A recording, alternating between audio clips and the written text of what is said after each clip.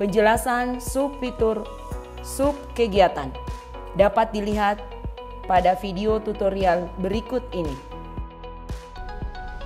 Subfitur subkegiatan berfungsi untuk melihat daftar kegiatan yang akan digunakan dalam proses penyusunan e-rekam.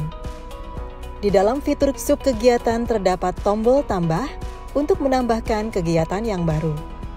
Untuk menambahkan kegiatan, dapat memilih fitur tambah berwarna hijau yang terletak di atas tabel. Apabila terdapat data yang ingin diubah, dapat memilih fitur ubah pada kolom aksi.